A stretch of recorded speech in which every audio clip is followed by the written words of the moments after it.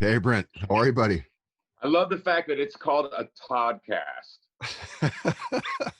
I know, right? When I was doing radio in Vancouver, I was the afternoon guy at CFOX for about 2 Okay. years, and they let me go about 7 years back, 6 years back. But when I was there, there was so many Shame people. on them. Pardon me? Shame on them. I know, right? No, actually, it's worked out for the better anyway. I love doing the podcast. I'm an instructor now at the BCIT radio program and stuff, so it's actually That's worked out awesome. for the better. I've got little kids and stuff, so I'm able to see them more and stuff. But when I was working there, all of the people that were there, like, dude, you should start a podcast and call it Yeah. the Toddcast podcast. I love that. So yeah, I know it's like the built-in name. But yeah, this is great, man. I have talked to you before. I've talked to you. When's the last time we spoke?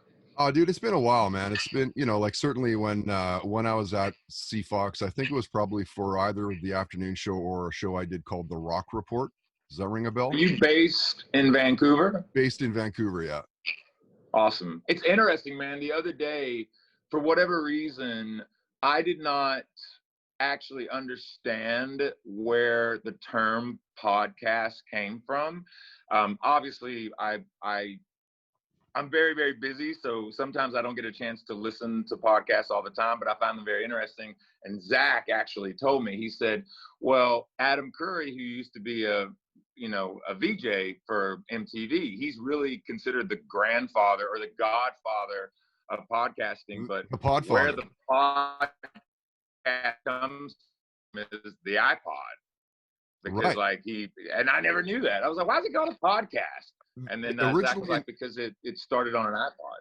Exactly, yeah. And it was originally just intended as quick little bite-sized pieces of content, like a 10, 15 minute, quick little whatever. And now it's just exploded, of course, right? 100%. I mean, you find more interaction, obviously, when there's video attached to it, because you can see expression and you can kind of gauge. Sometimes when you listen to audio, man, you can't necessarily the temperature of the emotional part of that interview can sometimes be lost. So, Joe Rogan obviously is one of those people where, but there's all of these podcasts now. It's very, very interesting. Like there's some that are done really, really well, and some that are kind of they're kind of trying to get their footing. But I love the free form of it. So when you can see the visual aspect, I think that it engages people a bit more. Yeah, no, I totally agree. And that's why when I had talked to the people at your label, originally they had said, hey, is there a chance for you to, quickly do an interview with these guys? Their albums came out, and I was like, yeah, of course. Fuck, I love, I love Shinedown, and I love the project you're doing with Smith and Myers. So I was like, of course I will. And I was like, is there any chance that they would do a Zoom? Because, I have a YouTube page and whatever, but yeah, it just seems that more and more people are, hey, Zach. How are you? Good, man. Thank you for joining us. Thanks for having me. Yeah, of course. Yeah, but it seems more and more people are really kind of, that's their way. Not that radio is dying. It's not going to ever, it's never at that, I'm not a former, radio employee that's jaded, and that's why I'm doing a podcast. I think that there's room for both, but now more than ever, people have that chance, just like your music.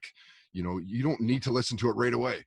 You can consume it whenever you want to. And I think that's the appeal of a podcast, is that it's just that you can listen whenever you want to. And you're not also like, say if you like a radio DJ, I was on between 3 and 7 for 12 years at CFOX. But if you didn't listen between 3 and 7, you never heard me. Right. Yeah. Now you can hear you anytime. Anytime.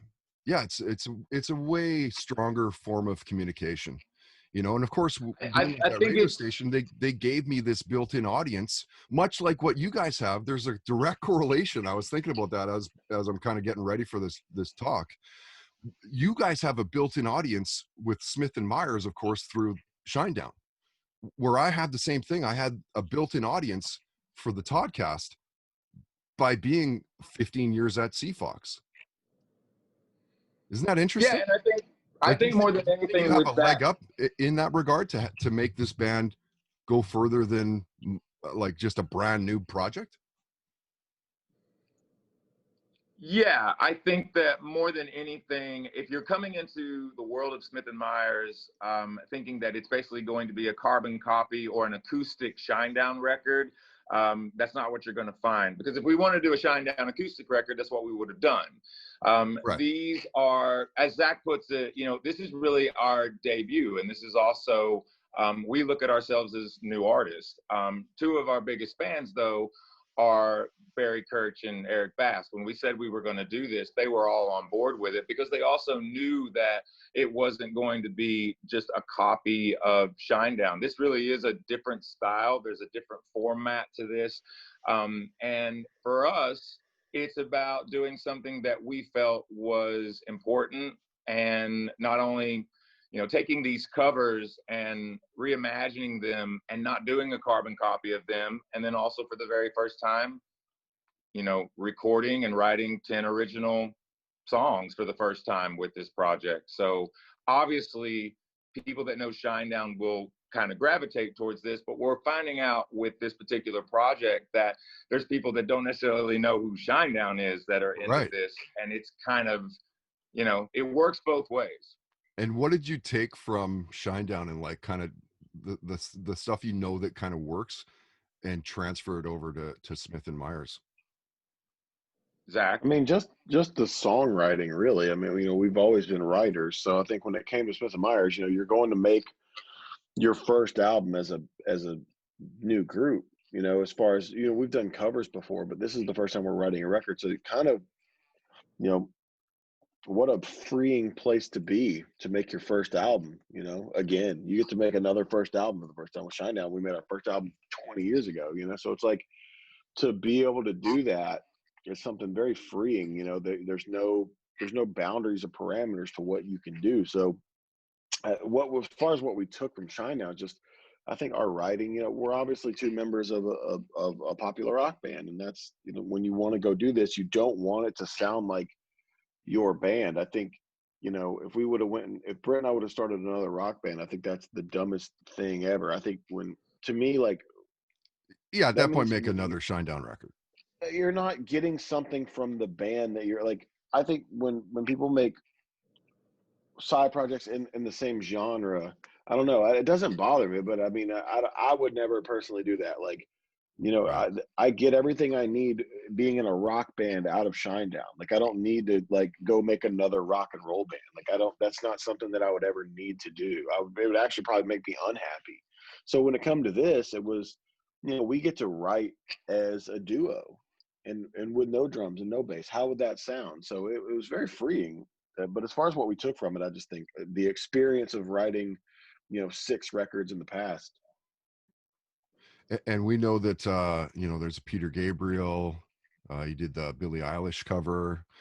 What were some of the cover songs that you were tossing around the idea of doing that didn't make it to tape? All Too Well by Taylor Swift. Oh yeah. Okay. River by Leon Bridges. Life by the Drop by Stevie Ray Vaughan. There was a couple that didn't Life make by the cut. Drop. Yeah. Come It's on. a profound song, man. Wow. Yeah. I think there's a side of this too. Like, going into this, there were absolutely no rules. It's kind of the same thing too with Shinedown. Like, when we walk in, we're 9 songs in to Shinedown 7 right now. We're in the midst of writing for that record, which will be coming out next year. But the fact of the matter is, we don't make the same Shinedown record over and over again either. Like, and that's on purpose. Like, we evolve. We also try to not write the same song over and over again. We're one of the only bands that I know of in modern culture in this day and age where we, once again, radio, we've been on multiple formats over the years. We're not just on mainstream rock. We're on alternative. We've been on Top 40 before. We've been on AAA, Hot AC. So with this element going in and it being a double album, there were no rules whatsoever. And like Zach was saying a moment ago too, these songs that are covers of other people, really the idea was don't make a carbon copy of it. Like, take it and do something different with it. Obviously, you have songs like Unchained Melody where we're kind of sticking to what the core of that song is, but it's me and Zach doing it. But, you know, we did Better Now by Post Malone, which is like a rap song. People were like, nice. what is this going to sound like? That's you know? great. You know, but we also did, you know, REM's Losing My Religion. We did, you know, Don't Look Back in Anger by Oasis. Like you were saying, Sledgehammer, Billie Eilish with Bad Guy. Also, we took Rebel Yell, man, and turned it on its head by Billie Eilish. You know what I mean? So it's no rules, man. None. That's pretty badass. What are the chances of Zach grabbing a guitar and doing a little something? Right this impossible. Second? I wonder if that would translate. It would impossible. You think it would? It would be very glitchy. Yeah, because like it's the delay to Brent. You know, if we were in the same room, we could do it. Yeah, fair enough. Pick up the guitar and do like background music if you want. Yeah, right. He's like, Zach, we're done talking to you, bud. Could you just grab a guitar? I should grab like an upright just bass. Like you know. Nice. Flamingo. Totally random. I started doing a podcast with Hoogie. And Brent Donnelly and all that. We're collectively grabbing you know, people in the industry that have really cool stories to share. And there's like maybe 3 or 4 podcasts gathered as one interviewing. You know, we did Fieldy from Korn. Oh wow! Ago, and that was pretty cool.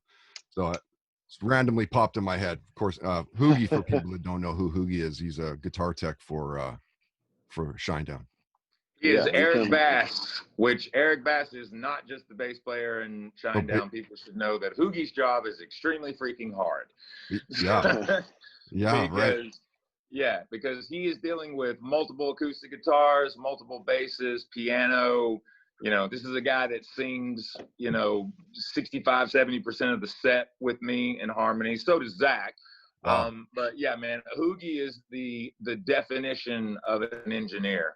Yeah, he's not that dude's not a roadie. He's a ninja. That guy's a technician. He's a ninja, yeah. I want to go back and kind of get into the early years of you guys. What's the music in the Smith, and what's the music in the Myers house as a kid growing up? What are your parents playing you? Go ahead, Zach. A lot of kind of soul stuff. You know, when I was growing up, a lot of you know, Sam and Dave, Otis Redding was in my house a lot. Billy Joel, my mom liked Billy Joel a lot. James Taylor, that kind of stuff. And then you know, my dad was the kind of rock and roll side. So my dad was the Led Zeppelin. My dad was the Stevie Ray Vaughan. My dad was that kind of stuff. So, but in my mom's car, a lot of Otis Redding, a lot of Sam and Dave, a lot of top 40, like oh, you know, 80s top 40, you know. So, you know, Whitney Houston, you know, Don Henley, the Eagles, you know. So it was you know, it was a cool dynamic to have kind of both sides of it, you know, for me. Brent, what did you listen to growing up? Well, a lot of things, like with Zach, it's one of the reasons why me and him are connected in a lot of ways. We have the same upbringing, but for whatever reason, I thought about this. I'm going to put Zach on the spot because I think it's interesting because of the diversity of him as a guitar player and what have you. I think people would be interested to know, like, Zach, tell them how you started playing guitar in the first place. Because it's interesting. He laughs. I got a guitar. I got it because it's stupid. I got a guitar. No. It's actually really, really interesting. I got a guitar for my 12th birthday at the Raleigh skating rink. I put it in my closet for a year. I didn't even know that you were supposed to put your left hand on the guitar when I got it. So I around my 13th birthday, so about a year later, I was at home. I was watching I believe it was a Bush video maybe. And it was like a live thing, and I picked up the guitar that was probably in 7 different tunings. And I was watching their hands, and I just kind of started copying their hands. And I don't remember what song it was. It was either Come Down or Machine Head or something. And That's and it probably sounded nothing like that, but I was like, oh, I can do this. It's the rhythm. Then, you're copying the rhythm. And that was it. And then 11 months later, I got my first record deal with MCA Nashville. Love it. It just went like that. That's the quick story. The Cole's Notes. Story. Well, the reason I bring it up and for him to tell the story is that, you know, I don't think that you pick the music. I think the music picks you, if that makes sense. So it doesn't matter if you're a virtuoso and you've been playing since you were born, or, you know, that's it. It shows the power of music and why it's so important, and really why it saves people's lives, because it's the one expression that we have that's ever evolving, especially songs. A song can mean something to you one year, and then a couple years down the line, you know, you hear it again and it can hit at the right exact time, but it means something different to you, and the styles change. And it's not about, you know, like rock and roll, that's a way of life. It's not necessarily a genre of music, you know. And I think that's why music is so important, you know. And you have a story like Zach's where it's like the music picked him. Yeah, man. And I totally agree with you about the music heals, and like music does something to your soul. Like you can go to an old folks home, somebody that has dementia, but yet they can sing a song from when they were 12 years old, clear as day. Can't remember their daughter's name, but somehow they can sing the soundtrack of XY movie. I think that's a different part of your brain, man. I think that's a different, you know, and that's your heart, you know, when you hear music, you know, that's something that's, you know, I think that there's, you know, when you hear music, like it'll give you a different emotion than anything else in life. I think there's a different neural receptor in there that kind of, you know, never goes away once something's embedded in there. You know, it's like why it's the same reason I get the same feeling I got the first time I heard the Stairway to Heaven solo, I still get, you know what I mean? Like, it's those things, you know. I think that's something that, you know, like Brent always says, like, you know, music is kind of the key to the world, man. It can heal people. It can heal people's lives. And, you know, to us, that's very important. I think that just works on a different, I don't know, there's some sort of different neural receptor in there that I think creates where music comes from. And I think it's its own corner of the brain. It also builds off of vibration. Yeah, you know, man, your body responds totally to those agree. vibrations. I can't wait for some scientist on Twitter to be like, no, it's not.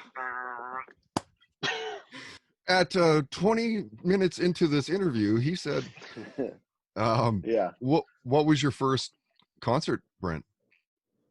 Mine, the Beach Boys, at Thompson Bowling Arena. I was 6 years old. Wow.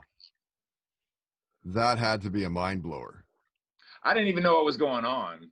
Like, I mean, I remember this was like Kokomo days, right, you know what I mean? Yeah. So John Stamos. Who I found out later on that tour at that time was on that tour, was playing bongos. And he was playing percussion. Yeah. Wow. So, but yeah, man, not a bad first show. That's pretty good first Zach, show. what was yours? My first show was Leonard Skinner, ZZ Top, and the Damn Yankees at Mud Island Amphitheater. Well, you win. Another pretty impressive show. My second show was New Kids on the Block. Wow. You win again. Yeah. I don't know about that. I actually still have the Hangin' Tough New Kids on the Block tour jacket, 1989. Yeah. And then I saw the Bengals. I saw the Bengals too when I was like 6 or 7. What about you, Todd? What was your first? My first concert was Dr. Hook. Really? The cover of the Rolling Stone. Yeah. Wow. Yeah, I was probably like 7 or 8 years old. It was up in northern BC in a place called Kitimat. Do you remember it vividly? I don't remember it vividly. The things I remember are like, I mean, I remember, I guess, seeing the show, but like the things I remember is like just the excitement, because it was a band that my parents always played. I just remember the excitement of getting in the car and like you know, the energy of like walking up and all these people are walking to the arena. You know, everybody's excited. I remember that, like in the popcorn and just the smells of being in the arena. And Yeah. I mean, I guess I do remember the show, but not super vividly. You know, I think I'm maybe surprised it wasn't a Canadian band that you saw first, especially in those days. Like, you know what I mean? Like, I figured it would be like yeah, a Canadian band. you would think it would be something like a Trooper or Trooper, dude. you know, like Yeah. Chilliwack or something like that. Yeah, dude. But Tragically Hip. Tragically Tragically Hip. Hip. There you go. That's Canada's house band. And what a God tragedy. rest his soul, man. Yeah, Man, what a great documentary though that is, man. amazing, right? That Like, shit is inspiring, man. yeah, it totally is. I mean, when you lose somebody like that from your, like we lost Gord Downey from our, not culture, but for a lack of better words, when you lose somebody like that, it's like really hard to digest and What's crazy, man, about grasp that your. is think about what they here's the thing. When people die, right, everyone feels some sort of loss. And this I was thinking about this actually last week because I watched that documentary again. Unless a president dies here that was like beloved, that sense of like when he died, that like hit the entire country of Canada, right? Like it was like Oh yeah, that doesn't happen in a singular country. Like that was such a, you know, it's so weird and hard to explain, but like it was like the country of Canada's loss, right? Like I remember like for on Instagram, on Facebook, like all my friends from Canada was like it was like the saddest day in Canadian history. Like it completely insane. Like that doesn't happen in America. Like unless like a very beloved president dies or something. But like when Prince died, yeah, everyone felt it, but it didn't feel like a country's loss. You know what I mean? Like it. I just remember feeling like wow, this country, how cool this is. You know, it's sad that he died, but like the whole country mourned this oh, person. You know, that oh meant yeah. so much. And then on the anniversary of his death day, you know, throughout Tragically Hip, I mean, it just came up maybe a week and a half, 2 weeks back. That's um insane, man. you know, It was it was so cool to see the country just kind of like, you know, all kind of like mourn together, man. Like that was, I felt that was very endearing to me. yeah, yeah. I mean, obviously I don't live in the States, so I don't, I mean, what was it like when, you know, Glenn Fry, like here's, I mean, if you want to talk cultural musical icons, the I Eagles, one of mean, the biggest w- bands ever. And what was that like when he passed? we were in LA. I don't know if we were writing or doing something, but I remember being in LA and it felt weird to be in California. But but to go back to what we were saying, the country didn't mourn it. You know what I mean? It was like I think Right. that's kind of like one of those things. Is like that's why the Gord thing was so neat. Not neat. You know, you don't want to say that about anybody dying, but it's like it was just.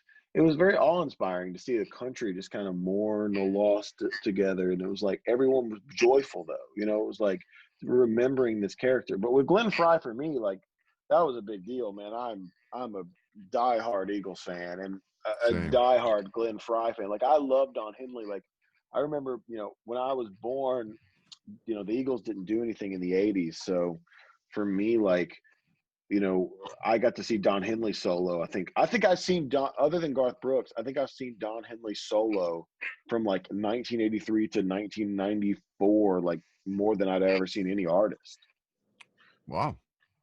There's another dynamic to this, though, too, which is, and it once again proves the point about music and songs and people and why it's all intertwined and why we're all connected. Even when someone that is a musician, songwriter who is beloved, even when they do pass away, they're not really gone Right. The music because all you got to remains. do is put their records on Yeah. and they're right there with you. You know, it's a little different when you talk about maybe actors or you talk about certain creative types or sports or what have you. And and the reason I bring that up is not taking anything away from someone's life and legacy, but musicians have a tendency, because they mean so much to people, because they wrote songs that are like the soundtrack to people's lives, that when they do pass, it can be this feeling of sadness, but it's also joy too, because you can still go hang, just put the records on. They're not really gone.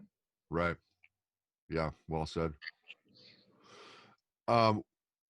We have a ton of downtime, obviously, with COVID. What are you guys We ain't got no downtime. Yeah, right. You're like, downtime. What do you, bro? We're pushing a record here. What are you talking about?